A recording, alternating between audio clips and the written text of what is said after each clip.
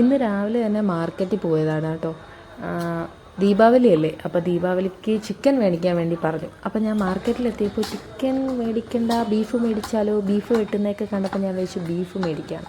ഈ ബീഫ് വെട്ടുന്ന ഈ തടി ഉണ്ടല്ലോ, അത് പുളിയുടെ ആണെന്ന് തോന്നുന്നുണ്ടാണ്. പുളിയുടെ ഒരു ഇല വെച്ചിട്ടുണ്ട് അത് തെളിയിക്കാൻ വേണ്ടിയിട്ട്.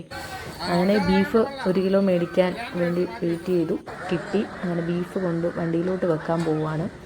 അത് കഴിഞ്ഞിട്ട് മാർക്കറ്റിൽ അത്യാവശ്യം തിരക്കുണ്ട് കേട്ടോ. രാവിലെ ആയിട്ട് തന്നെ നല്ല തിരക്കുണ്ട്. ഞാൻ അത്യാവശ്യം രാവിലെ വന്നത്, തിരക്കില്ലാതിരിക്കുക. എന്നിട്ട് കൂടി തിരക്കുണ്ട്. പിന്നെ കുറച്ച് വെജിറ്റബിൾസൊക്കെ മേടിക്കണമായിരുന്നു. ഇവിടെ നമ്മുടെ നാട്ടിൽ ഇങ്ങനെയാണ് കേട്ടോ, ഓരോന്നും ഇങ്ങനെ 40 രൂപ 50 രൂപ അങ്ങനെയാണ് വെക്കുന്നത്. കണ്ടോ, കൊലക്കടയാണ്, നല്ല പഴമൊക്കെ നിൽക്കുന്നുണ്ട്.